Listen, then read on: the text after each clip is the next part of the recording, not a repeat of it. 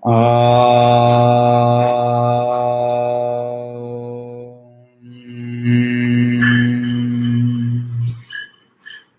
गुरु गणेशाभ्याम नमः। हरिः ओम। गीता स्वाध्याय 59वें सेशन में आपका स्वागत है। अभी हम कर रहे हैं 5वां चैप्टर, जिसे कर्म संन्यास योग नाम है, और उसमें हम 8वें और 9वें श्लोक पे थे। तो 8वें और 9वें श्लोक को और एक बार हम देख लेते हैं। नैव किंचित करमीति युक्तो मन्येत तत्त्ववित् पश्यन् श्रवन् स्पृशन् जिघ्रन् अश्नन् गच्छन् स्वपन् श्वसन् प्रलपन् विसृजन् गृह्णन् निमिषन्नपि इन्द्रियाणीन्द्रियार्थेषु वर्तन्त इति धारयन्। तो हमने ये देखा कि जो ब्रह्म ज्ञान पहुंचने के बाद वो व्यक्ति कैसे बिहेव करता है, इस सवाल का श्री कृष्ण ने जवाब दिया कि वो खाता है। वो क्या करता है? खाता है, घूमता है, सोता है, सांस लेता है, जिघ्रन, स्वपन, श्वसन, रामन कृष्णन, नहीं सॉरी, रामन कृष्णन नहीं, तो ये तरह तरह के जो नॉर्मल एक्टिविटीज हैं, उन नॉर्मल एक्टिविटीज के अंदर में वो जीता है। यानी जो चेंज है वो चेंज उसके अंदर में हुआ है, और वो अंदर में होने के लिए उसने क्या किया है? उसके माइंड को, उसके मनस को उसने कंट्रोल कर लिया है। मनस को हम लोगों ने पिछली बार एक उदाहरण के हिसाब से देखा था कि घोड़ा है, तो घोड़े के ऊपर में यदि हमें घोड़ा चढ़ना हो और यदि घोड़ा चलाना नहीं आता हो, तो फिर घोड़ा कंट्रोल में है, घोड़े के अधीन है, और अचानक से यदि घोड़ा रुक गया तेज से दौड़ते दौड़ते, तो इंजरी अनिवार्य है। तो इसके लिए घोड़े को कंट्रोल में लाना ये अत्यावश्यक है, और उसके लिए तरह तरह के तरीके बताए, जिसमें से प्राइमरी तरीका हमारे लिए, प्रधान तरीका हमारे लिए कर्मयोग को बताया गया था। सो कर्म, कर्मयोग, सांख्य योग, निष्कर्म, अकर्म, ये पूरा प्रोसेस है। घोड़े की जो उपमा है वो एक्चुअली आती है कठोपनिषद से ही। सो कठोपनिषद में यम जो है वो गुरु हैं, नचिकेत जो है वो शिष्य है, और यम बोल रहे हैं कि यस्त्व विज्ञानवन भवत अयुक्तेन मनसा सदा, जिसका मन कंट्रोल में नहीं है, अयुक्त है, तस्येन्द्रियान अवश्यानि, उसकी इंद्रियां उसके वश में नहीं होती है, जैसे दुष्टश्व इव सारथे है। दुष्टश्व का मतलब वाइल्ड हॉर्स, जो सारथी के कंट्रोल में नहीं आता है। दुष्ट हॉर्स का माने, दुष्ट वैसे डायरेक्टली वर्ड को खराब घोड़ा मत ले लीजिएगा, तो यहाँ दुष्ट अश्व का जो विश्लेषण है वो है कि वो वाइल्ड हॉर्स है। तो जैसे एक वाइल्ड हॉर्स होता है, जो जंगली घोड़ा है, तो वो जैसे उसको लागू में लाने के लिए पहले उसको पकड़ना पड़ता है, फिर उसको एक बांधे हुए एरिया में डालना पड़ता है, फिर धीरे धीरे उसको अपनी पहचान देनी पड़ती है, पहले उसको मीठा खिलाना पड़ता है। चल ले, मैं दूंगा मीठा, तू अपने आप नहीं खोजेगा। तो और उसको थोड़ा सा आनंद का अनुभव देना पड़ता है। अब घोड़ा को मैं मनस के हिसाब से यदि बोलूं, तो वो थोड़ा सा आनंद का अनुभव देना पड़ता है। वो आके आपके सामने खड़ा होने लगता है, फिर उसके ऊपर जैसे ही चढ़ते हैं तो वो उछल कूद करने लगता है, लगे रहना पड़ता है, उसके ऊपर बैठे रहना पड़ता है, उसको छोड़ना नहीं है। फिर वो अपने आप जब अपने अपने काबू में जब वो आ जाता है, तब वो हमें जहां चाहिए वहां ले जाता है, हमें जहां चाहिए वहां ले जाता है, ये नहीं कि उसको जहां जाना है वहां वो ले जाए। तो ये मनस को कंट्रोल करने के लिए हमें कर्मयोग के लिए बताया गया है। मगर इसमें और एक चीज ये सवाल आ जाती है कि ये तो समझ गए कि हम लोग की जिघ्रन, श्वसन, स्वपन, ये जो है वो वैसे व्यक्तियों के बारे में बताया गया है जो कि ऑलरेडी ब्रह्म ज्ञान तक पहुंच चुके हैं। तो मगर हम नॉर्मल जो हैं, हम लोग तो वहां नहीं पहुंचे हैं, तो हमारे लिए कैसे होगा? हम कैसे बिहेव करेंगे? क्योंकि उसके अंदर में उसकी नॉर्मल बिहेवियर जो है, उसके अंदर में वो बिहेवियर इंटरनली चेंज हो चुकी है। हमारी भी बिहेवियर नहीं चेंज होगी, हमारी भी बिहेवियर वैसी ही रहेगी, मगर हमारे अंदर जो एटीट्यूड है हमारे अंदर जो हमारी मानसिक भावनाएं हैं वो उसमें क्या परिवर्तन आना चाहिए, ये सवाल उठता है। अर्जुन देखिए ये इस लक्ष्य के पास कहीं नहीं है, वो नित्य सन्यासी नहीं है, उसके अंदर में राग द्वेष अभी भी उत्पन्न हो रहे हैं। वो उसके अंदर उसको फिर उसका एटीट्यूड क्या होना चाहिए, और अर्जुन का एटीट्यूड यानी हमारा एटीट्यूड क्या कैसा होना चाहिए, जिसके कारण हम उसकी ओर जो वो जो लक्ष्य बताया श्री कृष्ण ने उसकी ओर अग्रसर कैसे हों। तो वहां हमें एक इम्पॉर्टेंट चीज ये है कि देखिए हम अकर्म तक पहुंच नहीं पाएंगे अभी। हमें अकर्म तक पहुंचने के लिए, और अचानक से हम अकर्म की ओर पहुंचने की कोशिश करें तो खुद को और आजू बाजू में जितने लोग हैं सबको दुख प्राप्त होगा, ये भी हम लोगों ने देखा। तो अब सवाल ये है कि हम करें तो करें क्या। तो उसके लिए आंसर हमें श्री कृष्ण बहुत सुंदर से वर्ष नंबर 10 में देते हैं। वर्ष नंबर 10 ले लीजिए। ब्रह्मणाधाय कर्माणि संगम त्यक्त्वा करोति यः लिप्यते न स पापेन पद्मपत्रं विवाम्भसा। ब्रह्मणाधाय कर्माणि संगम त्यक्त्वा करोति यः लिप्यते न स पापेन पद्मपत्रम इवाम अंभसा। इवाम अंभसा, अंभस, अंभस का मतलब, अंभसा का मतलब इन वाटर, पानी के अंदर। अंभस जो है वो पानी का एक वर्ड है, जो शब्द है जो पानी के लिए यूज किया जाता है। तो एक एक वर्ड देखते हैं। ब्रह्मण, ब्रह्मणी यानी ब्राह्मण को, आधाय डेडिकेट करके या उस पे आधार रख के, कर्माणि यानी कर्म जो है प्लूरल में कर्माणि, संगम अटैचमेंट, त्यक्त्वा छोड़कर, करोति करना, यह जो जो जो ये करता है। तो जो भी कर्म का संग, कर्म पे अटैचमेंट छोड़कर ब्राह्मण को डेडिकेट करके, ब्राह्मण के ऊपर अर्पण करके जो कर्म करता है उसको क्या होता है, लिप्यते न स पापेन, उसको पाप टच नहीं कर सकता है। जैसे पद्मपत्रम इवाम अंभसा, तो जैसे इवाम पद्मपत्रम, पद्मपत्रम यानी लोटस लीफ, पद्म का पत्र, कमल का पत्ता पर पानी जैसा रहता है। श्री कृष्ण नॉर्मली उपमा नहीं यूज करते हैं। श्री कृष्ण नॉर्मली एकदम डायरेक्ट बात करते हैं, मगर जब वो उपमा यूज करते हैं तो इतनी पावरफुल उपमाएं यूज करते हैं कि वो पावरफुल उपमाएं हमें चिपक जाती है।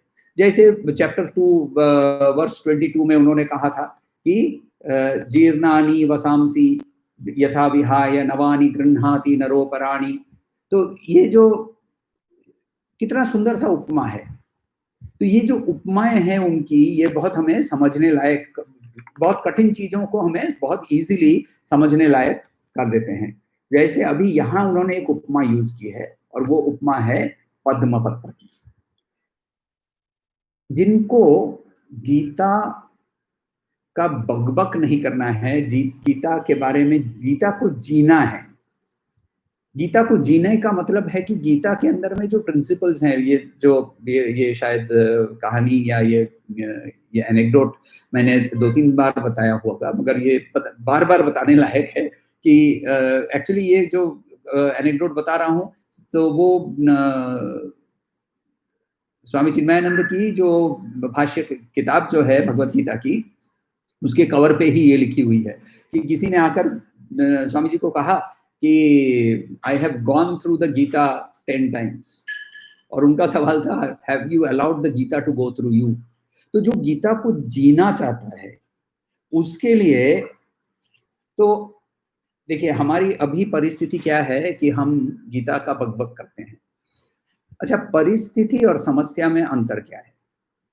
परिस्थिति एक परिस्थिति है, समस्या वो परिस्थिति है जिसका एक कोई हल होता है। तो परिस्थिति यानी सिचुएशन, प्रॉब्लम यानी situation which has a solution. So परिस्थिति ऐसी है अभी कि हम इसे बकबक करते हैं, मगर यदि इसका जो बोलने के बजाय यदि हम लिव द गीता, हम उसको गीता के प्रिंसिपल्स के माध्यम से हम जीना चाहते हैं, तो फिर ये परिस्थिति एक समस्या में बदलती है, यानी समस्या का हल होता है। और हल क्या है कि इसका हमें सॉल्यूशन ढूंढना पड़ेगा। और ये सॉल्यूशन क्या है, इसका हल क्या है कि इसके लिए हमें कुछ करना पड़ेगा। यानी हमें जो प्रिस्क्रिप्शंस दिए हैं श्री कृष्ण ने, सारे हमें हमारे लिए जो प्रिस्क्रिप्शन, श्री कृष्ण हमारे लिए डॉक्टर हैं। तो और हमारी जो ये संसार की जो बीमारी है उसमें वो उससे हमें मुक्त करने के लिए उनके पास बहुत सारे प्रिस्क्रिप्शन है। मगर ये प्रिस्क्रिप्शन की भी और एक प्रॉब्लम होती है। भगवत गीता के अंदर में बहुत सारे प्रिस्क्रिप्शन हैं। कौन सा प्रिस्क्रिप्शन लेंगे? कुछ प्रिस्क्रिप्शन ये करूं कि वो करूं। पहला चीज इसके अंदर में समझना बहुत जरूरी है कि ये जो प्रिस्क्रिप्शन हैं, ये जो उपदेश है, जो उपाय हमारे लिए बताए हैं, ये उपाय कॉन्फ्लिक्टिंग नहीं है, ये आपस में इनमें कोई बैरी नहीं है। जैसे हम लोगों ने पहले भी देखा कि सांख्य योग और कर्म योग के अंदर में कोई भी कॉन्ट्राडिक्शन नहीं है, वो एक एक के पूरक है।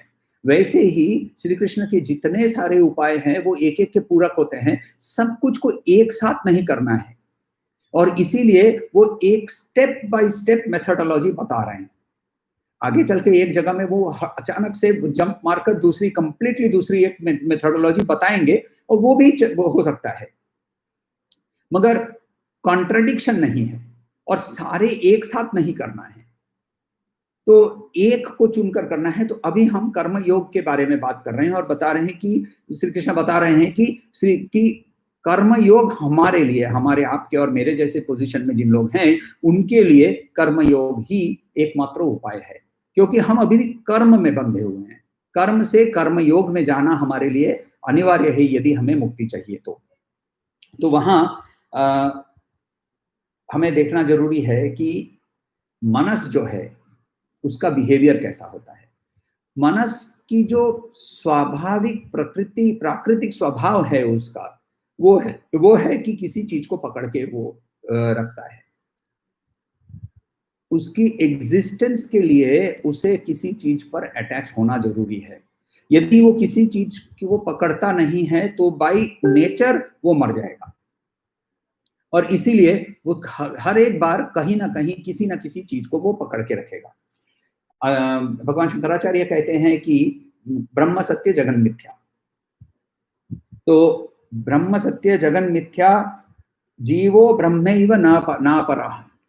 सो जो जीव जो है वो ब्रह्म के अलावा और कुछ नहीं है, ये वो बोल रहे हैं। सत्य और मिथ्या, इसका विश्लेषण लोगों ने, जैसे हम लोगों ने देखा है कर्मण्येवाधिकारस्ते का जैसे एक्सप्लेनेशन गलत करते हैं लोग, वैसे यहाँ भी लोगों ने भगवान शंकराचार्य का जो ये वर्ड है कि जगन मिथ्या का मतलब इट डज नॉट एग्जिस्ट, ऐसा नहीं कहा उन्होंने कहा कि वो अनरियल है। अनरियल और डज नॉट एग्जिस्ट में थोड़ा सा कोई थोड़ी सी भिन्नता है। अनरियल का मतलब, सत्य का मतलब एग्जिस्ट, सत्य, सच्चित आनंद हम बोलते हैं, तो सत्य का मतलब आई एग्जिस्ट। हम अपने एग्जिस्टेंस का कभी भी डाउट करते हैं क्या? मैं एग्जिस्ट करता हूं, इसका कभी भी आपको डाउट नहीं होगा। कोई भी सिचुएशन में आप रहें, आपको कभी भी उसकी डाउट नहीं होगी कि आप एग्जिस्ट करते हैं। तो वैसे ही तो यहां वो वर्ड आता है सत्य का मतलब एग्जिस्टेंस। तो ब्रह्म सत्य यानी ब्रह्म एग्जिस्ट करता है। जगन मिथ्या यानी वो एग्जिस्ट नहीं करता है। नहीं, सत्य का उल्टा मिथ्या नहीं, सत्य का उल्टा असत्य है। यहाँ असत्य नहीं बोला है, मिथ्या बोला है। मिथ्या का मतलब अनरियल, यानी वो बदलते रहता है। जगत जो वर्ड है वो वर्ड ही का मतलब ही है जो बदलता है। जगत इति जगत करके वर्ड है, तो जगती का मतलब जो चलता है, जो मूव करता है, जो बदलते रहता है। तो ये बदलते रहने वाली जो चीज है वो सत्य नहीं हो सकती है। क्योंकि यदि हम अपने आप के बारे में देखें तो यदि मेरा शरीर को यदि मैं मानता हूं तो कौन सा शरीर? क्योंकि जन्मने के समय आई डोंट नो 2-2.5-3 किलो जो भी 3 किलो 2 किलो जो भी होता है, वो 2 किलो का कुछ एक मांस पिंड होता है। वो पृथ्वी से उधार लेते रहता है। पृथ्वी से क्या उधार लेता है? अन्न का उधार लेता है। इसीलिए इसको हम लोग अन्नमय कोश बोलते हैं। तो ये अन्नमय कोश जो है, ये पृथ्वी से उधार लिया हुआ है, और लेते लेते लेते लेते ये 2 किलो 2.5 किलो जो भी था, वो जाकर 70-80 किलो हो गया। तो ये जो इसके अंदर में कौन सा मैं हूं? मैं का, मेरे अंदर जो मैं का भाव है, ये मेरे शरीर के साथ जुड़ा हुआ नहीं है। मेरा यदि आज को एक हाथ कट जाए या मेरा वजन घट जाए, चलिए अभी डाइटिंग करते हैं, डाइटिंग करके 70 किलो को 50 किलो कर लेते हैं, तो क्या मेरे अंदर में मैं का भाव कम हो जाएगा क्या? ऑब्वियसली नहीं।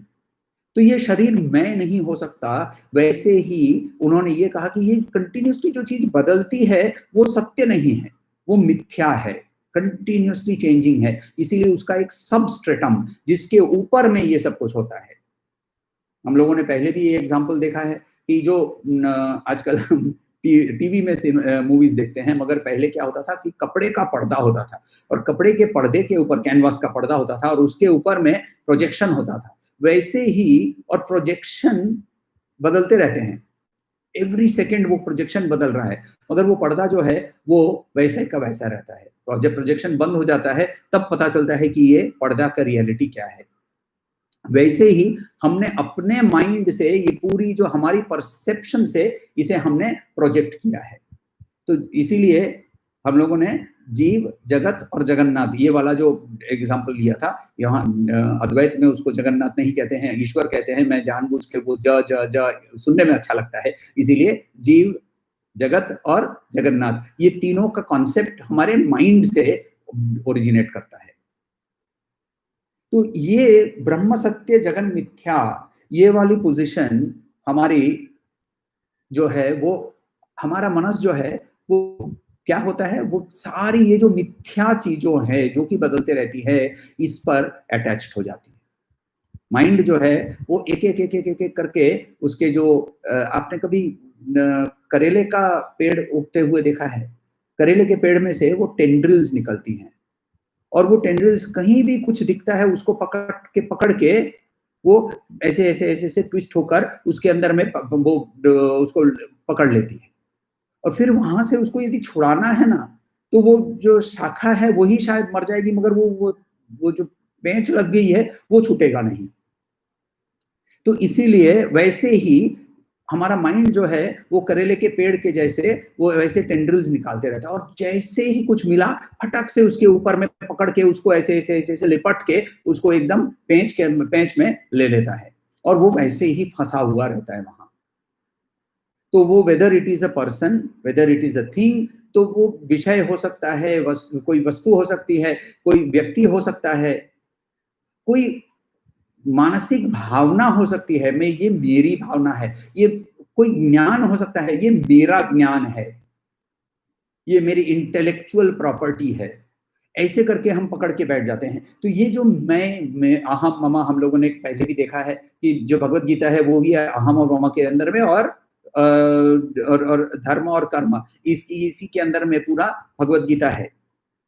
तो ये अहम और ममा के अंदर में हमारा मनस जो है वो तरह तरह की चीजों के ऊपर में उसे पकड़ के बैठ जाता है। अब हमारा मनस सब कुछ को छोड़ने को तैयार नहीं है, क्योंकि हमने अपने माइंड को वैसे तैयार नहीं किया है। वो तैयार करने के लिए कर्मयोग करना पड़ेगा। तो वो कर्मयोग करते समय हमें क्या करना चाहिए? तो वहां श्री कृष्ण बोलते हैं कि ब्रह्मणि आधाय, ब्रह्मणाधाय कर्माणि संगम त्यक्त्वा करोति यः लिप्यते स न पापेन पद्मपत्रम इवाम्भसा। तो वहां श्री कृष्ण बोलते हैं कि ब्राह्मण का आधार ले लो। देखिए, जो चीज हम ना कॉन्स्टेंटली सोचते रहते हैं, जो भी चीज आप जिस चीज को कॉन्स्टेंटली सोचते रहते हैं, आपकी बिहेवियर उसी की ओर जाएगी, आपकी बिहेवियर वैसी होती जाएगी। तो आप जिस चीज के बारे में कॉन्स्टेंटली सोचते हैं, उसके प्रति आपकी आपकी सारी जो आपके जो व्यवहार है वो उसकी प्रति एक आकर्षित होकर ही रहेगा। तो यदि हम कॉन्स्टेंटली ब्राह्मण के बारे में सोचे। तो सोचना है, सोचना तो हम बंद नहीं कर पाएंगे। हम रमन महर्षि हैं नहीं कि हमारे माइंड को स्टॉप कर दिया है, तो स्टॉप नहीं कर पाएंगे। तो इसीलिए स्टॉप नहीं कर पाएंगे तो क्या करेंगे, हर थॉट को, जब भी हम वो थॉट आता है, जब भी कोई माइंड में मनस में कोई भी विकार आता है, तो उसको हम ब्राह्मण की ओर डाल दें, ब्राह्मण को अर्पण कर दें। इसका जो उपमा है उसको एक बार और अच्छी तरह से देखें तो और भी क्लियरली समझ में आएगा। पद्मपत्र, पद्मपत्र कभी ऑब्वियसली हम लोगों ने पद्मपत्र देखा होगा। आशा करता हूं कि हमने सबने पद्मपत्र देखा है। पद्म उगता कहाँ है, उसका और एक नाम है ना पद्म का, पंकज, पंख के अंदर में से उगता है। तो पंख जो है यानी स्वयं कीचड़, उसमें भी पानी है, उसके अंदर में से उगता है, मगर वो देखिए वो पानी से थोड़ा सा ऊपर रहता है, वो पानी को टच करके नहीं रहता है, पानी से थोड़ा सा वो ऊपर रहता है। और वो पानी कैसा होता है, पानी कीचड़ वाला होता है, गंदा होता है, उसके अंदर में वो जो ग्रीन कलर का जो मॉस हो गया होता है, वो मॉस उसके ऊपर लग गया होता है। आप उसमें से एक ड्रॉप पानी निकाल के उस पद्मपत्र के ऊपर डाल दीजिए। वो पद्मपत्र के ऊपर जैसे ही आप डालेंगे, और यदि उस समय धूप है, तो आपको अचानक से ये लगेगा कि ये जो कीचड़ वाला पानी है, वो एक तो वो डांस करने लगता है, वो वहां रुकता नहीं है। थोड़ी सी भी हवा आती है, थोड़ा सा भी पत्ता हिलता है, वो वहां डांस करते रहता है, वो वहां एक जगह पे बैठता नहीं है। और थोड़ी सी भी उस पर धूप लगती है तो वो चमकता है। उसे एक लगता है कि वो नीचे कीचड़ वाला पानी जो कि एकदम काला सा लग रहा है या ब्राउन सा लग रहा है, उसके अंदर में ग्रीन कलर का ऊपर में मॉस हो गया है, उसके अंदर में से वैसा ही पानी लेकर जैसे हमने वो पद्मपत्र के ऊपर डाला तो वो चमकने लगा।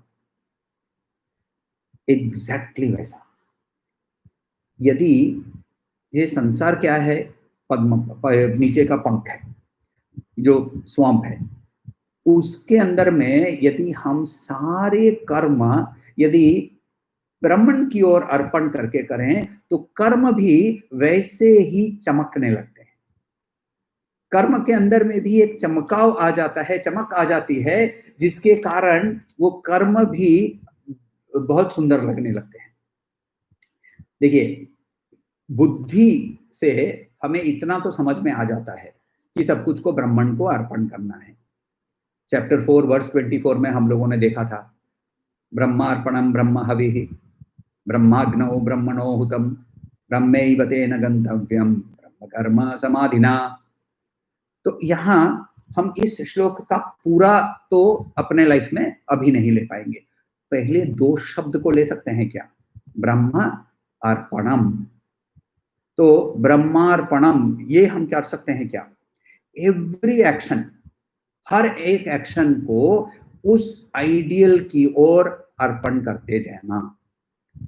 हर एक एक्शन को जब मैं वहां देने लगता हूं तो क्या होता है, मेरे मन के अंदर में ये जागता है कि ये जो इसका फल होगा वो मेरा नहीं होगा, क्योंकि मैंने जो कर्म है उसको तो मैंने उनको अर्पण कर दिया है। जब यहां मैं ब्राह्मण को अर्पण करता हूं मेरा कर्म, तो उसका फल मेरा हो ही नहीं सकता ना। तो यहाँ क्या होता है, इसके लिए एक हम हर पूजा में फॉर दैट मैटर देव यज्ञ के बारे में बताया था ना, तो वहां देव यज्ञ के अंदर में श्री कृष्ण क्या बोल रहे हैं कि सब कुछ जो भी करते हो एक आइडियल को ले लो और उस आइडियल को मनस में रखते हुए सारे सब कुछ उधर अर्पण करते जाओ, वही ब्रह्मार्पणम है। तो वहां ब्रह्मार्पणम के अंदर में जब हम पूजा खत्म करते हैं तो क्या करते हैं हम, क्या पूजा खत्म करते समय एक श्लोक बोलते हैं, कायेन वाचा मनसेन्द्रियैर्वा बुद्ध्यात्मना वा प्रकृतेर स्वभावात् करोमि यद्यत् सकलं परस्मै नारायणायेति समर्पयामि सदाशिवायेति समर्पयामि भगवत्यै समर्पयामि परब्रह्मण्येति समर्पयामि। तो नारायण हो, सदाशिव हो, भगवती हो, ये सारे ही परब्रह्मन के ही स्वरूप है। तो परब्रह्मन को स्वरूप करते, क्योंकि मेरा जो अब जो है वो एक्सपेंसिव मोड में हूं, सब कुछ को एक्सेप्ट करने को तैयार हूं, ये यदि मेरा माइंडसेट हो जाता है तो जो भी कर्म कर रहा हूं मैं किसी स्पेसिफिक आइडियल को नहीं, ये तो जिसका जो ऊर्ध्व त्रिपुंड्र है, यानी ऐसे करके नाम ये लगाया हुआ है, तिलक लगाया हुआ है, ऊर्ध्व पुंड्र को ही मैं भीतर मंदिर में घुसने दूंगा, जिसने त्रिपुंड्र लगाया है उसको नहीं घुसने दूंगा। ऐसे मैं सब कुछ को एक्सेप्ट करने को तैयार हूं। इसीलिए ब्रह्मार्पणम, ब्रह्म को अर्पण करते हुए, सो मन कायेन वाचा, कायेन बॉडी से, वाचा वाक से, शब्दों से, मनस, मनस यानी माइंड से, इंद्रिय, इंद्रिय से, बुद्धि से, बुद्ध्यात्मनावा, प्रकृति यानी जो मेरी जो नॉर्मल प्रकृति के कारण, यानी जो मेरे अंदर में त्रिगुण है, सत्व रजस तमस है, इनके कारण मेरा जो स्वभाव है, हैबिट से मेरे अंदर में जो भी अच्छा बुरा जो भी हुआ है, ये सारे कर्म जब जब करता हूं, जैसे जैसे करता हूं, जिसने जो कर्म किए हैं, ये मैं करोमि यद्यत् सकलम परस्मै, सब कुछ मैं किसको देता हूं? नारायणायेति समर्पयामि। तो किसी भाष्यकार ने यहाँ व्यंग कर कर कहा था कि कुछ लोग ये करते हैं कि सारे कर्म आत्मयेति समर्पयामि, अपने आप के लिए समर्पण कर लेता हूं, यानी सब कुछ मैं भोग करता हूं। यहाँ भोक्तृत्व का त्याग बहुत सुंदर से हमें बताया गया है। भाई ब्रह्मणाधाय जैसे ही करते हैं, ब्रह्मणि आधाय जैसे ही करते हैं, ब्रह्मार्पणम जैसे ही कर देते हैं, ब्राह्मण को आधार रखते हुए कर्म जैसे करते हैं, ऑटोमेटिकली हमारे अंदर में भोक्तृत्व भाव कम हो जाता है। दूसरा, यदि ये भाव हम सचमुच में हम अपने आप के अंदर में, if we are genuine about this feeling, तो फिर क्या होता है जानते हैं? ये जो कर्म है, ये जो कर्म करते समय किसको देना है? एक आइडियल को देना है। आइडियल कौन है? सबसे अच्छी चीज जो है वो आइडियल हो सकती है, right? It has to be something bigger than me. वो मेरे से कुछ बड़ा होगा तभी मैं उसको आइडियल मान सकता हूं। जब ऐसी चीज को जब हम अर्पण करते हैं, तो हम अच्छी चीज अर्पण करेंगे या साधारण चीज अर्पण करेंगे? नेचुरली यदि वो जो लेने वाला जो है, जिसको अर्पण कर रहे हैं, वो यदि बेस्ट है, तो यदि वो बेस्ट को जो अर्पण करते हैं, तो वहां अपनी बेस्ट चीज को ही अर्पण कर सकते हैं ना।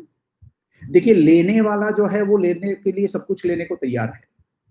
सुदामा के पास से कृष्ण सूखे पोहे भी लेने को तैयार था, मगर देने वाले की मनोभावना के अंदर में वो सूखे पोहे देने को तैयार नहीं हो सकता है, क्योंकि वो बोलता है कि नहीं, ये तो वो है जो सबसे ऊपर का है, तो उसको मैं सिर्फ पोहे नहीं, इसको तो मैं सब कुछ देने को मुझे देना चाहिए। जब हम भक्ति के बारे में देखेंगे, वहां भक्त प्रहलाद के बारे में देखते हैं, तो वहां उन्होंने लास्ट वाला जो भक्ति का भाव किया है, वहां वो बोलते हैं आत्मनिवेदनम, श्रवणम कीर्तनम विष्णु, अर्चनम पाद सेवनम। वहां लास्ट वाले 9 विधान भक्ति के अंदर में वहां लास्ट में आत्मनिवेदनम। तो वहां आत्मनिवेदनम का मतलब ये है कि जो भी हम कर्म करते हैं, वो भी हम ब्रह्म को अर्पण करते हैं। देखिए, यहाँ भक्ति और कर्मयोग दोनों एक ही आंसर बताते हैं, दोनों ही एक ही चीज बताते हैं कि जो भी हम काम कर रहे हैं, यहाँ जब when we start our journey, तो वहां श्री कृष्ण बता रहे हैं कि ब्रह्मणाधाय, तो इतना ही करो कि सब कुछ को ब्राह्मण को देकर करो। अब देखिए, यदि सब कुछ हम ब्राह्मण को देकर कर रहे हैं, तो ये भावना भी आने लगती है कि मैं तो कुछ कर भी नहीं रहा हूं, ब्राह्मण ही मेरे माध्यम से करवा रहा है। तो अब क्या हुआ? कर्तृत्व भाव भी धीरे धीरे कम होने लगता है। तो भोक्तृत्व भाव कम होने लगा, क्योंकि कायेन वाचा मनसा इंद्रियैर्वा, और भोक्तृत्व और कर्तृत्व भाव कम होने लगता है, क्योंकि वहां बोलते हैं कि सब कुछ ब्राह्मण के माध्यम से हो रहा है। तो ये दोनों भावों को यदि हम कंटिन्यूअसली रखकर काम करें, तो हमारा जो कर्म है, ये हमको कर्म पद्मपत्रम इवाम्भासा, तो पद्मपत्र के ऊपर जैसे पानी रहता है, वैसे ये कर्म हो जाता है। इसलिए ये इसको छूता नहीं है। उपनिषद क्या बोलता है? देखिए, वहां उपनिषद बहुत सुंदर से यहाँ बोलता है कि यथा पुष्कर पलासा आपो न श्लिष्यन्त, एवमेवं विधि पापम कर्म न श्लिष्यता। तो जैसे पुष्कर, पुष्कर यानी तालाब में पलाश यानी पुष्कर जो फूल जो तालाब में उगता है, यानी ऑब्वियसली कमल, आपो न श्लिष्यंत, श्लिष्यंत यानी उसको छूता नहीं है, आपो यानी पानी, वैसे वैसे ही एवं एवं विधि पापम कर्म न श्लिष्यता, किसको? जो ब्राह्मण को जानता है, जो ब्राह्मण को देकर काम करता है।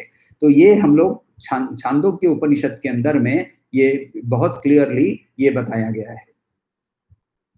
श्री कृष्ण देखिए, बार बार हम लोग ये देखते हैं कि भगवत गीता को उपनिषदों का सार बताया है। उन्होंने सारे जो भी उपमा भी लेते हैं ना, वो भी उपनिषद से ही उठाकर उसका वो बहुत सुंदर जगह पे उपयोग करते हैं। तो छांदोग्य उपनिषद के अंदर में जब पिता के पास लड़का वापस आता है तो उसे पिता पूछते हैं कि तुम्हें ब्राह्मण के बारे में क्या पता है? तो बोलते हैं ब्राह्मण के बारे में तो नहीं सिखाया। तो बोलते हैं चलो मैं सिखाता हूँ। और उस वार्तालाप के अंदर में ये बहुत क्लियरली यहाँ पिता बोलते हैं, वहां वर्ड है सौम्य, यानी सौम्य यानी अपने बेटे को बोलते हैं वो सौम्य कि हे सौम्य, जो ब्राह्मण को जानता है उसको पाप कर्म टच नहीं करता है, जैसे पद्मपत्र पुष्कर पलाश, जैसे पद्मपत्र को के ऊपर पानी नहीं टच करता है। ये उपमा नेचर से, देखिए वेदों के अंदर में नेचर का बहुत बड़ा इम्पैक्ट है, क्योंकि उस समय शायद लोग नेचर के साथ रहते थे, नेचर को एक अपना मान कर रहते थे। अभी जैसे हम लोग नेचर को दमन करने की ओर सोचते हैं, वैसे नेचर को दमन नहीं, नेचर को अपना मान कर रहते थे। They used to live in nature with nature. तो नेचर के अंदर में एक सेंस ऑफ वंडर होता है उनके लिए, और पूरे वेदों के अंदर में ये सेंस ऑफ वंडर बहुत सुंदर से हमें दिखता है। तो ये जो सेंस ऑफ वंडर है, उसके कारण बहुत सारी सुंदर सी ये उपमाएं भी उपनिषदों में भी, वेदों में भी, और उसी के कारण भगवत गीता में भी हमें मिलती है। तो उसकी जो है अवस्था वो ऐसा है कि अब क्या होता है कि लक्ष्य साध लिया, ब्राह्मण को अर्पण करना है। ब्राह्मण को अर्पण करने से क्या होगा? भोक्तृत्व नहीं रहेगा। ब्राह्मण को अर्पण करते समय क्या होगा? कर्तृत्व नहीं रहेगा। तो लक्ष्य हो गया, तो अब क्या है, करना क्या है? चलना है। चलते समय क्या सोचना है? स्वामी विवेकानंद की बात सोचनी है, arise awake and stop not till the goal is reached. बार बार बोलते हैं स्वामी जी। तो अराइज अवेक तो हम लोगों ने पहले भी देखा था, उत्तिष्ठ जागृत प्राप्य वरान निबोधता। तो ये वो कठोपनिषद से है ये। तो वहां प्राप्य वरान निबोधता नहीं, दैट डज नॉट मीन गोल के बारे में, वो तो हम लोगों ने देखा है। मगर यहाँ स्वामी जी बहुत क्लियरली और बहुत पावरफुली बोलते हैं ना, arise awake and stop not till the goal is reached. तो इसीलिए फिर सवाल उठता है कि क्यों काम करें? यदि अल्टीमेटली अकर्म में ही जाना है तो हम काम क्यों करते हैं? यदि कर्मयोगी भी काम क्यों करता है? ये सवाल का जवाब फिर कौन देगा? तो ये सवाल का जवाब भी श्री कृष्ण देते हैं। श्री कृष्ण वर्स 11 में इसका जवाब हमें बहुत सुंदर से देखते हैं। क्योंकि यदि मुझे भोक्तृत्व नहीं है, यानी मुझे अटैचमेंट टू रिजल्ट्स नहीं है, मुझे कर्म से ही कोई अटैचमेंट नहीं है, ये मैं कर रहा हूं, भले उसका फल नहीं चाहिए मुझे, मगर मैं कर रहा हूं, मैं दान दे रहा हूं, मैं परसेवा कर रहा हूं, मैं लोक संग्रह कर रहा हूं, ऐसा भी फीलिंग जो आता है, ये मैं जो स्वामित्व है, जो कर्तृत्व है, वो जब ये भी नहीं है, यानी सांख्य योग की ओर वो जा रहा है, तो उसको कर्म क्यों करना है? उसको स्टेप 1 से स्टेप 2 हम लोगों ने देखा था, स्टेप 1 से स्टेप 2 से स्टेप 3, राइट? कर्म से कर्मयोग, कर्मयोग से सांख्य योग, सांख्य योग से कंप्लीट अकर्म ध्यान के अंदर अंदर जाना है। तो सीधा हम वहां क्यों नहीं जाते हैं? क्यों कर्मयोगी नहीं जाता है? तो वर्स नंबर 11 देखिए। वर्स नंबर 11 के जो वर्ड्स हैं, बहुत अब भी हम लोगों ने कायेन वाचा वर्ड्स देखे थे, वैसे ही बहुत सुंदर से वर्ड्स हैं, मगर मीनिंग अलग है यहाँ। कायेन मनसा बुद्ध्या कैवलैरिन्द्रियैरपि योगिनः कर्म कुर्वन्ति संगम त्यक्त्वात्मशुद्धये कायेन मनसा बुद्ध्या केवलैर इंद्रियैरपि योगिनः कर्म कुर्वन्ति संगम त्यक्त्वा आत्मशुद्धये। यहां आंसर बताया है क्यों काम करना है।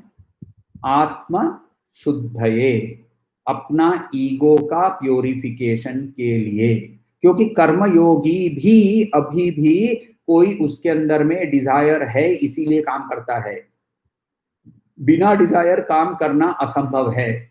ये हम लोगों ने बहुत बार श्री कृष्ण ने बताया है, ये हम लोगों को अब तक के अंदर में समझ में तो आ गया होगा। अभी भी हमारे वो आत्म परिचय नहीं हुआ है शायद इस सच्चाई से, मगर ये समझ में तो आ गया है कि बिना काम के कर्म नहीं हो सकता।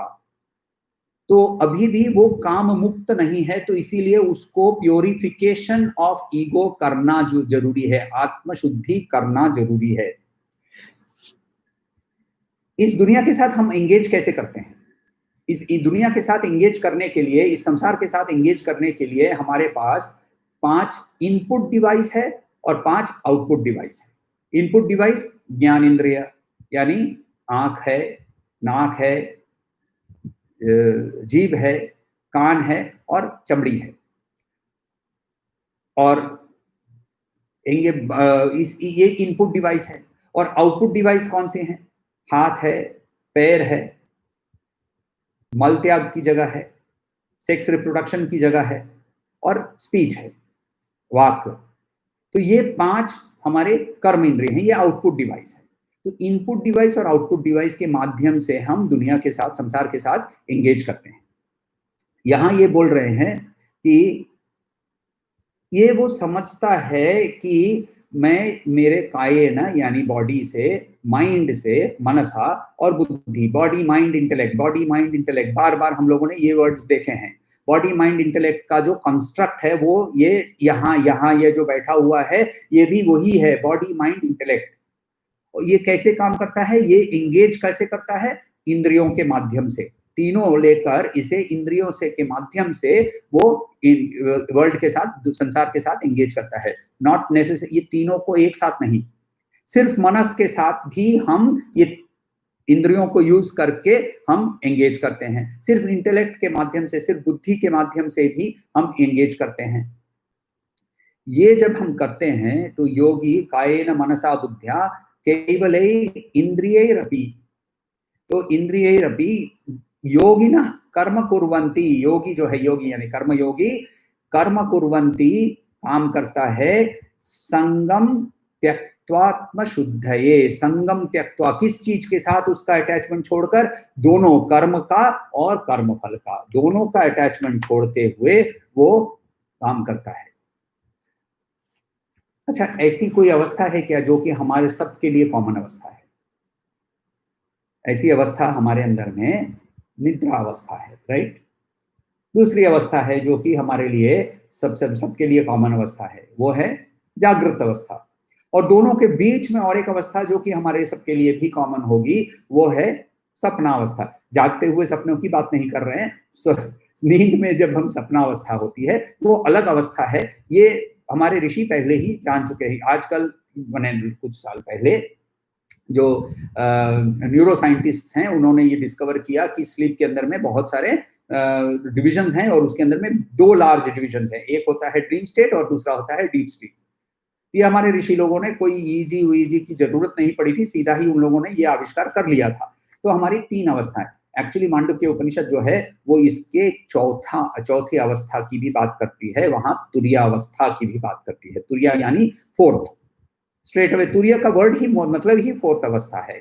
इसकी वो वर्णन नहीं करता है, वहां हमें वर्णन करता है मगर वो बहुत जंप करके वर्णन करता है, इसीलिए कारिका लिखनी पड़ी गौड़पदाचार्य को। खैर वहां क्या है देखिए, जब हम डीप स्लीप में रहते हैं, डीप स्लीप में रहते हैं, तब हमें बहुत आनंद का अनुभव होता है। वो आनंद मगर हम उस समय पहचान नहीं पाते हैं। वो आनंद हमें याद आता है जब हम जाग जाते हैं। ये आनंद क्यों आता है? क्योंकि माइंड का, मनस का डिस्टर्बेंस वहां नहीं है। ये अच्छा है, वो बुरा है, ये अरे उसने मुझे प्रशंसा की, अरे उसने मुझे इंसल्ट किया, वो अच्छा आदमी है वो प्रशंसा करता है, वो बुरा आदमी है वो इंसल्ट करता है, ये चीज अच्छी है, ये स्वाद अच्छा नहीं है। ये जो हमारे अंदर में, माइंड के अंदर में कंटिन्यूअसली उथल पुथल हो रहा है, डीप स्लीप के अंदर में, निद्रा अवस्था के अंदर में ये शांत हो जाता है। शांत होते ही आनंद का अनुभव उस समय होता है। इसके लिए जो 3 लोकों के बारे में बताया गया है, भू भुव स्वः। भू यानी यहाँ जागृत अवस्था, भुव इंटरमीडिएट स्टेट, और स्वः यानी स्वर्ग, निद्रावस्था। निद्रावस्था को इतना हाई स्थान इसीलिए दिया है क्योंकि वहां मनस की जो जंपिंग अराउंड वो नहीं होती है, वहां मनस मरकट नहीं है, वहां मनस शांत हो गया है। तो यदि कर्म योगी जो जब सही इस ब्रह्माधाय के बेसिस पे काम करे, तो वहां उसके लिए क्या होता है, उसका जो मनस है वो उतना डिस्टर्ब नहीं रहता है। उसका मनस जो है, क्योंकि उसने सब कुछ ब्रह्मण को दे दिया है, उसने सब कुछ, कर्म को भी और कर्म के फल को भी। संगम त्यक्त्वा योगिना कर्म कुर्वन्ति, संगम त्यक्त्वा आत्मशुद्धये, वही है ना लाइन। तो आत्मशुद्धये इज द पर्पस। कैसे काम करता है? संगम त्यक्त्वा। क्यों संगम त्यक्त्वा? उसके पहले वर्ष में बताया, ब्रह्मार्पणम ब्रह्मणि आधाय।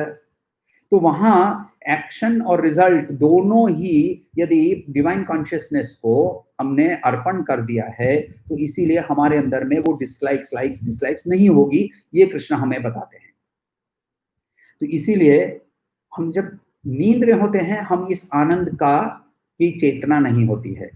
जब हम जाग कर ऐसे करके काम करते हैं, तो उस आनंद की चेतना हमें जागते समय हमें मिलने लगती है। हम तुरीयावस्था की एक्चुअल स्टेट क्या है, वो उसकी अनुभूति का टच हमें मिलता है। और ये टच जो है ना, ये वो ड्रग एडिक्शन जैसा है कि एक बार स्वाद कर लिया तो बार बार जाने की इच्छा होती है, वो वैसा एडिक्शन है, क्योंकि इससे ज्यादा आनंद और किसी चीज में नहीं है। तो कर्मयोगी मगर इस अवस्था में नहीं है, उसको सिर्फ इसका एक छोटा सा अनुभव मिला है, और वो अनुभव के कारण अब वो कर्म से भागता नहीं है, अब वो कर्म करता है, मगर वो आनंद में लीन होकर कर्म करता है। जैसे पद्मपत्र के ऊपर पानी जब गिरता है तो पानी जैसे छलकने लगता है, तो वैसे ही वो आनंदमय होकर कर्म करता है। और वो क्या करता है? जो सही है वो करता है। ये नहीं कि ये करने से मुझे प्रशंसा मिलेगी, ये करने से वो लोग मुझे धिक्कारेंगे, कुछ नहीं। ये सही है तो वो करना है, और आनंद से करना है। तो ये जब वो आनंद से करना है, तो इसके कारण उसके अंदर में मनस की शुद्धि कैसे होगी? क्योंकि वो क्या करेगा, अब वो ना कर्म इसीलिए करेगा कि वो कर्म करते समय अपने हाथ पैर को भी ऑब्जर्व करेगा, अपने मनस को भी ऑब्जर्व करेगा, अपने बुद्धि को भी ऑब्जर्व करेगा। वो साक्षी भाव में काम करेगा, और साक्षी भाव में काम किसी करते करते क्या कर रहा है? वो अपने आप को टेस्ट कर रहा है। उसके लिए अभी कोई कंपैरिजन विद थर्ड पर्सन नहीं है। उससे वो मैं अच्छा हूं क्या, उसके कपड़े और मेरे कपड़े के अंदर में कौन सा अच्छा है, उसकी सैलरी कितनी है और मेरी सैलरी कितनी है। जब कार्य क्षेत्र में क्या होता है कि लोग आकर इसका रोना ज्यादा करते हैं कि मुझे प्रमोशन नहीं मिला, नहीं उसको प्रमोशन क्यों मिला, मुझे बोनस मिला कि नहीं मिला पता नहीं, मगर उसको बोनस मेरे से ज्यादा क्यों मिला, इसका रोना ज्यादा होता है। ये सारा सब कुछ छोड़ देता है ये कर्मयोगी। अब वो कर्म क्यों कर रहा है? क्योंकि वो खुद का कंपटीशन है। हर कर्म पिछली बार से बेटर करूंगा, और करते समय खुद को ऑब्जर्व करूंगा कि इसके अंदर में कोई गर्व तो नहीं हुआ ना, इसके अंदर में मुझे अहम भाव नहीं हुआ ना, इसके अंदर में मुझे कोई कर्तृत्व नहीं पैदा हुआ ना, ये हर बार काम की लेवल को बढ़ाते जा रहा है और हर बार खुद को टेस्ट कर रहा है, और जितना जैसे काम का लेवल बढ़ते जाता है और खुद को टेस्ट करता है और टेस्ट पास करते रहता है, तो उसके अंदर की क्लैरिटी बढ़ते रहती है। तो ये एक्शन कर्म उसके लिए टेस्टिंग ग्राउंड हो जाते हैं, खुद को चैलेंज करते रहता है, हर बार वो खुद के चैलेंज करते रहता है, हर बार खुद के अंदर में, मनस के अंदर में गर्व पैदा हो रहा है कि नहीं, टेस्ट करते रहता है। देखिए, एक बहुत शरारती बच्चा होता है, जब भी उस शरारती बच्चे के साथ उसको उसको बोलते हैं कि चलो तुमको नाना जी के घर भेजते हैं, और नाना जी को बोलते हैं, नाना जी बहुत कड़ी निगरानी रखना। जब तक निगरानी रखते हैं तब तक मनस क्या करता है, मनस यानी जो नॉटी चाइल्ड है, वो क्या करता है, बहुत सुंदर से अच्छी तरह से बिहेव करते रहता है। अब यदि ये बच्चा जब तक बड़ा होता है उतने तक उसको ऐसे ही निगरानी में रखकर उसको उसकी ट्रेनिंग हो जाती है, तो उसकी बिहेवियर नेचुरली, उसकी जो प्राकृतिक स्वभाव है वो ही बदल कर वो शांत हो जाता है। तो वैसे ही मनस को कंटिन्यूअसली ऑब्जर्वेशन में रखेंगे तो अपने आप ही वो शांत होने लगता है। अब वो उसके अंदर में विकार पैदा करने के लिए ही तैयार नहीं होता है, और जैसे ही वो शांत हो जाता है तो उसको डिटैच करना ईजियर हो जाएगा। अभी हम डिटैच नहीं कर पाएंगे, हम अभी डिटैच करने के लिए हमें अभी कर्म करना है, कर्म से ही कर्म योग में जाना है। कर्म योग करते समय ब्रह्मार्पणम करके कर्म करना है। ब्रह्मार्पणम करते हुए कर्म करते समय हमारे अंदर में वो जब हम करते रहेंगे तब हम अपने आप के आत्म परिचय कर पाएंगे, और आत्म परिचय करने पर हमारे अंदर में आनंद की उत्पत्ति होगी, तभी हम जाकर ये बोल सकेंगे कि हम हम। सवाल हो तो पूछिएगा। यदि फल की इच्छा छूट जाए फिर भी मैं हावी होगा कैसे? हाँ, तो इसी का अभी श्री कृष्ण ने क्या बताया कि वहां हम कर्म फिर भी करते हैं, और हम कर्म क्यों करते हैं? क्योंकि हम अपने आप को टेस्ट करते हैं। कर्म की इच्छा नहीं है, फिर भी अभी भी कर्तृत्व भाव रह गया है, तो पहले भोक्तृत्व भाव निकलता है, फिर कर्तृत्व भाव निकलता है, उसके बाद अकर्म में पहुंचता है, और फिर वो ध्यान अवस्था में जाता है। तो ये स्टेज बाय स्टेज का प्रोसेस है। तो इस स्टेज बाय स्टेज के प्रोसेस में कर्म उतने आसानी से छूटते नहीं है। मैं कर्म के छूटने की बात, हाँ, हम लोग अपने जो प्राकृतिक कर्म है जिसके बारे में, तो वो तो नहीं छूटेंगे, जिसके बारे में श्री कृष्ण ने वर्सेस नंबर 8 और 9, श्लोक 8 और 9 के अंदर में बताया ही था ना, जिग्रन, श्वसन, स्वपन, श्वसन, ये सारा सब कुछ जो है वो सब हमें बताया था।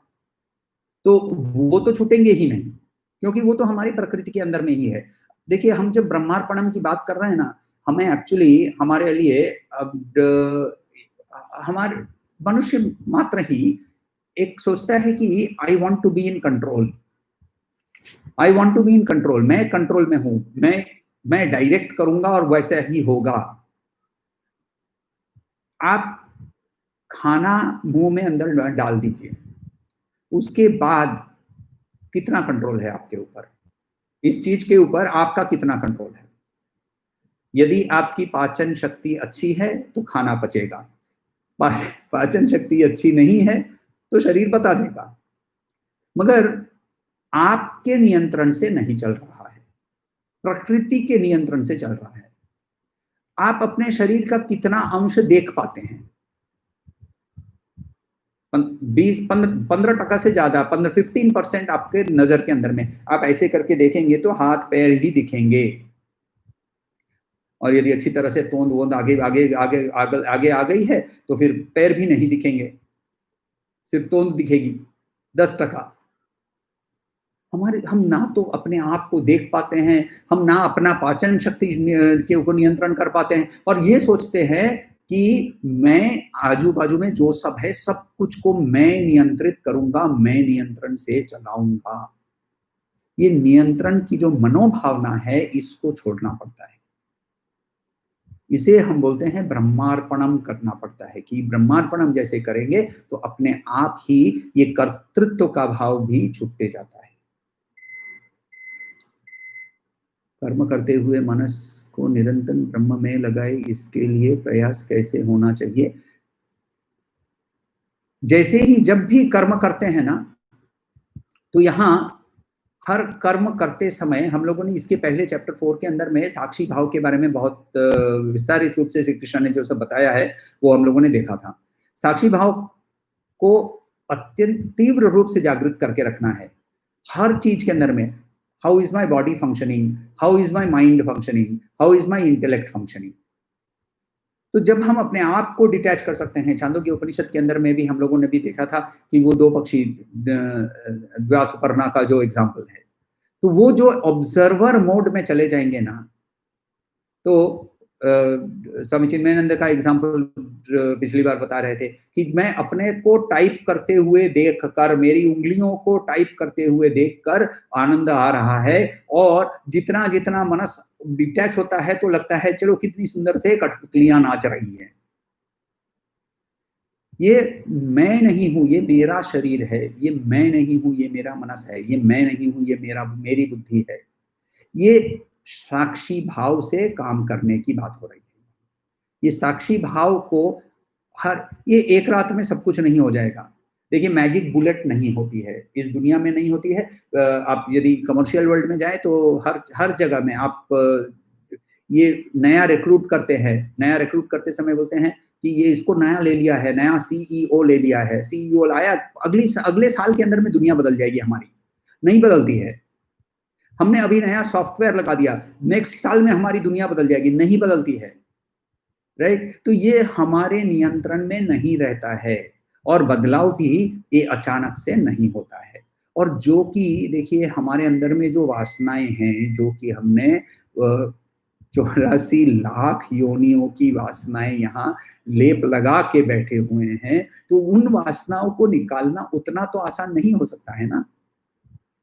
भगवत कृपा है, गुरु कृपा है कि हम अभी हमारे अंदर में, और हमारे प्रारब्ध ऐसे हैं कि हमें भगवत गीता का अध्ययन करने को मिल रहा है। हमें एक हमारे अंदर में एक जिज्ञासा पैदा हुई है कि यही सब हो सकता है क्या, यही है क्या, यहीं जन्मो, खाओ पियो, फिर मर जाओ, बस खत्म।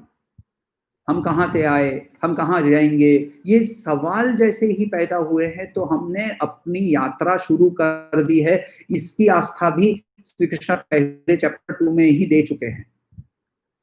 तो इसीलिए ये भगवत गीता मोक्ष ग्रंथ है। बार बार ये यहाँ दोहराता हूं मैं कि लोग भगवत गीता को मैनेजमेंट की किताब, वे ऑफ लाइफ बताते हैं, जरूर है, बहुत ही उपयुक्त, अच्छी तरह से उपयोग किया जा सकता है वहां, मगर इसका पहला उपाय मोक्ष प्राप्ति का ही है। और मोक्ष प्राप्ति के लिए यदि हमारे अंदर में वो सवाल पैदा हुए हैं तो हम इस पथ पे अग्रसर हो चुके हैं, और इसीलिए एक एक करके कदम उठाने हैं। पहला कर्म से कर्मयोग, कर्मयोग के अंदर में हमने चैप्टर 3 चैप्टर 4 देखा। फिर कर्म को संन्यास, कर्म का त्याग शुरू करना, उसके लिए ब्रह्मार्पणम। तो अभी यदि हम कर्म में लिप्त हैं तो कर्म से कर्मयोग में ही जाएं। कर्मयोग के अंदर में करना क्या है, वो भी हमने 8-9 स्टेप्स उन्होंने बताए हैं, वो हम लोगों ने देखे हैं। पहले लक्ष्य देखना है, लक्ष्य को के फिर लक्ष्य की ओर जाने के लिए तैयारी करनी है, बेस्ट पॉसिबल एफर्ट लगाना है, और उस एफर्ट को करते समय यज्ञ की भावना करके करना है। ऐसे करके जब आगे चलते हैं तो कर्मयोग होता है। भोक्तृत्व भाव धीरे धीरे त्याग होते रहता है। भोक्तृत्व भाव जैसे त्याग होता है तो कर्तृत्व भाव को त्याग करने के लिए अभी हम चैप्टर 5 के अंदर में पढ़ाई कर रहे हैं। फिर चैप्टर 5 के बाद कर्तृत्व भी त्याग हो गया तो क्या, तो फिर ध्यान है, तो उसके बारे में अगले चैप्टर में देखेंगे।